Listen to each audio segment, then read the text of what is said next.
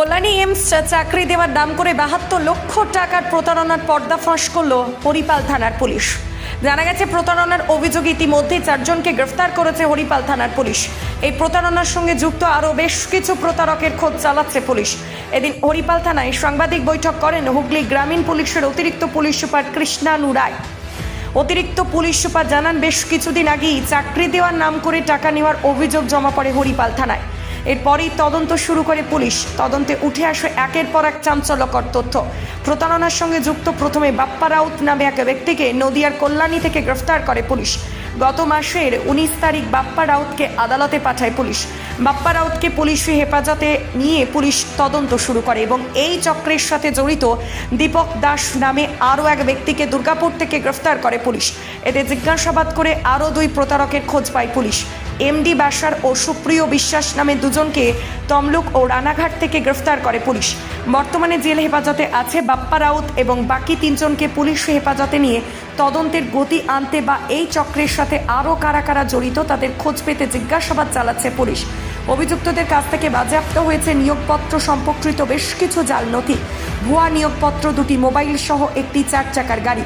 অভিযুক্তরা নিজেদের কল্যাণী এমসের কর্মচারী এবং নিয়োগ প্রক্রিয়ার সাথে যুক্ত আছে বলে পরিচয় দিয়ে গোটা রাজ্যেই জাল বিছিয়েছিল বলে দাবি পুলিশের। এ বিষয়ে কি জানাচ্ছেন বিস্তারিত শুনুন। আমাদের হরিপাল থানায় গত 9/12/2023 একটি অভিযোগ জমা পড়ে যে কিছু লোকজন সরকারি চাকরি দেওয়ার নাম করে লোকজনের কাছ থেকে বা ওই অভিযোগকারীর কাছ থেকে কিছু টাকা পয়সা নিয়েছে এবং ওই অভিযোগের ভিত্তিতে হরিপাল থানা একটি কেস লঞ্চ করেন। ওই 9/12/2023 একটি কেস স্টার্ট করে হরিপাল পিএস কেস নাম্বার 553/2023 এবং কেসের তদন্ত করতে গিয়ে আমরা দেখি যে এর পেছনে একটা র্যাকেট জড়িত আছে এবং তার র্যাকেটে বেশ কিছু লোক আছে যারা বিভিন্ন লোকজনের কাছ থেকে টাকা নিচ্ছে এবং তাদের এমস কল্যাণী এবং শিক্ষা বন্ধুতে চাকরি দেওয়ার নাম করে টাকা পয়সা তুলছে। এই খবরটা পাওয়ার পরে আমরা এর পেছনে কারা কারা যুক্ত আছে তাদের খোঁজ শুরু করি। হরিপাল থানার আমাদের যে তদন্তকারী অফিসার এবং আমার থানার যে বড়বাবু আছে তাদের নির্দেশে এবং তাদের সক্রিয়তায় আমরা 4 জনকে গ্রেফতার করি। 4 জনের মধ্যে 3 জন এখনও আমাদের পুলিশ কাস্টাডিতে আছে এবং 1 জন জেল কাস্টাডিতে আছে। 4 জনকে অ্যারেস্ট করি এবং জানতে পারি যে এরাই এই দুটো সংস্থায় অর্থাৎ এমস কল্যাণী এবং শিক্ষা বন্ধুতে চাকরি দেওয়ার নাম করে বিভিন্ন জায়গা থেকে প্রচুর পরিমাণ টাকা তুলেছে এবং অ্যারেস্ট করার পরে এদের কাছ থেকে জানতে পারি যে আরও কিছু লোক এর পেছনে যুক্ত আছে।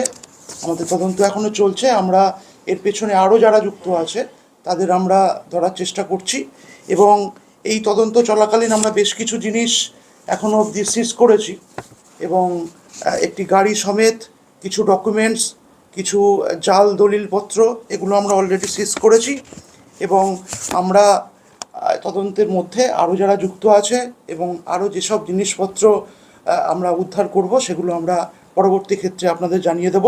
আমরা যে 4 জনকে অ্যারেস্ট করেছি সেই 4 জন হচ্ছে বাপ্পা রাউত, একে আমরা নরেন্দ্রপুর থেকে অ্যারেস্ট করেছি।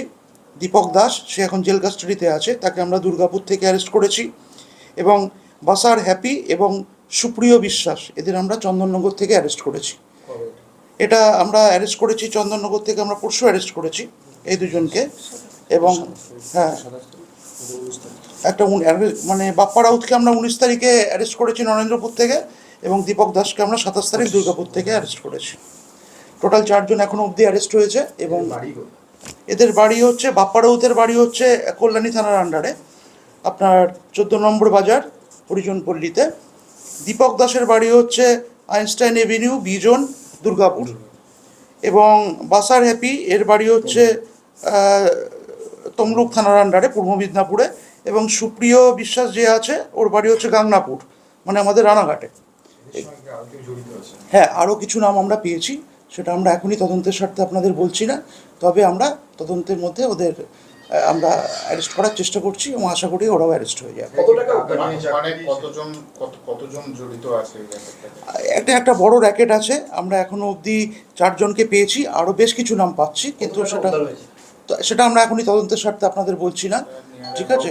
তাও কত টাকা প্রতারণা হয়েছে, তাও আমরা এখনো অবধি যেটা পেয়েছি 72 লাখ টাকা অবধি এখনো অবধি আমরা পেয়েছি, যে বিভিন্ন জায়গা থেকে বিভিন্ন লোকের কাছ থেকে প্রতারণা হয়েছে।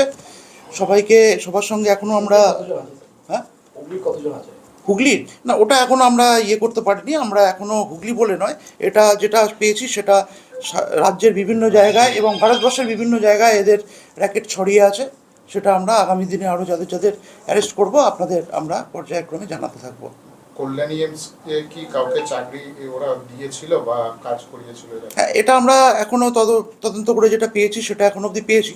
তবু ওরা জয়েন করেছিল নাকি বা কোনো স্যালারি তুলেছিল নাকি বা কিভাবে জয়েন করলো সেগুলো আমরা তদন্ত করে দেখছি।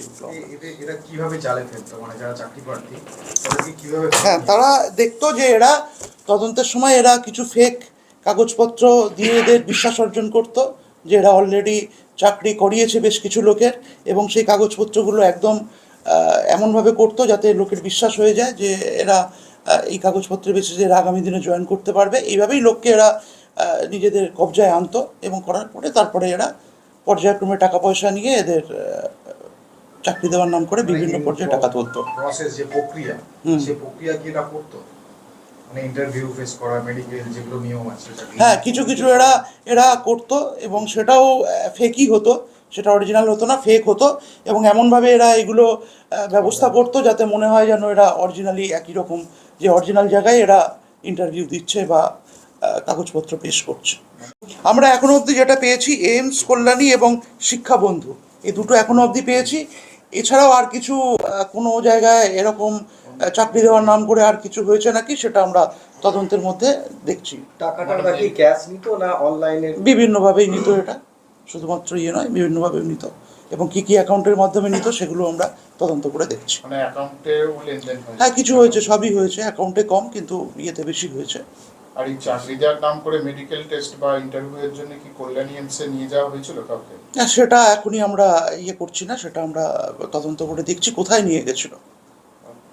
এতে কি এমসে কেউ থাকতে পারে এমন কিছু সন্দেহ? সেটা এখনো কে বা কারা থাকতে পারে সেটা এখনই আমরা নিশ্চিত করে কিছু বলছি না। সেটা আমরা তদন্ত যতক্ষণ না শেষ হয় ততক্ষণ আমরা পুরোটা এখন হিসেবে কাজ করতো না? এটা একটা মূল চক্র। হ্যাঁ, এটা একটা চক্র, মানে এটা একটা ওদের কিছু গ্রুপ অফ পিপল ছিল যারা সবাই মিলে এই চক্রের সঙ্গে জড়িত ছিল এবং সবাই মিলে তাদের বিভিন্ন বিভিন্ন কাজ ছিল। কেউ হয়তো তাদের সঙ্গে যোগাযোগ করলো, কেউ চিঠিপত্র দিল, বিভিন্নভাবে যুক্ত ছিল।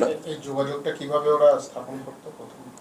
সেটা তো ওরা নিজেরা খোঁজখবর নিত যে কাদের কাদের চাকরির জন্য চেষ্টা করছে, কোন কোন ছেলেমেয়েরা বা কাদের বিভিন্ন চাকরি দরকার আছে, এইরকম লোকজনকেই এরা বেসিক্যালি খুঁজে বের করতো, করে তাদেরই এই টোপটা দিত। এদের পেছনে কি কোনো বড় মাথা আছে মনে হচ্ছে? সেটা আমরা এখনো কিছু সে মুহূর্তে বলতে পারছি না, তদন্ত শেষ না হলে আমরা এটা বলতে পারবো না। চাকরির বিজ্ঞপ্তি দিয়ে সোশ্যাল মিডিয়ায় কোনো পোস্ট বা এই ধরনের কোনো সেটা এখনো আমাদের কিছু হাতে আসেনি। তবে কিভাবে এরা লোকজনের সঙ্গে যোগাযোগ করতো থ্রু ফোন বা অন্য কোনো মারফত, সেটা আমরা তদন্তের মধ্যে দেখছি। এনি পলিটিক্যাল কানেকশন, মানে কোনো পলিটিক্যাল? না, ওটা এই মুহূর্তে কিছু এখনো আমরা সেরকম কিছু বলার জায়গা মতো আসেনি। আমরা যেহেতু ইনভেস্টিগেশন এখনো চলছে, ইনভেস্টিগেশন শেষ না হলে এটা আমরা পুরো বলতে পারবো না। স্যার, পূর্বোক্ত কোনো অপরাধের সঙ্গে কি যুক্ত ছিল? হ্যাঁ, এদের মধ্যে একজন পূর্বত কলকাতার একটি থানার সঙ্গে এদের কেস ছিল, ঠিক। এই দীপক দাস এবং সুপ্রিয় বিশ্বাস এরাও পূর্ববর্তী কেসে যুক্ত ছিল। নিউ মার্কেট থানা একটি কেসের সঙ্গে যুক্ত ছিল। হ্যাঁ, ওই সেম একই ফ্রড কেসেই যুক্ত ছিল।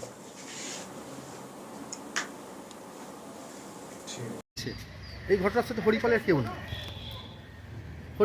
নেই, হরিপালের তো কেউ থাকলে তো আমি তো সেখান থেকে টাকা তো অবশ্যই চেষ্টা করতাম যে আমি নিজেই হয়তো সেটা নিয়ে চেষ্টা করতাম। মানে আপনার সঙ্গে ফার্স্ট চায়ের দোকানে পরিচয়। কার সঙ্গে পরিচয়?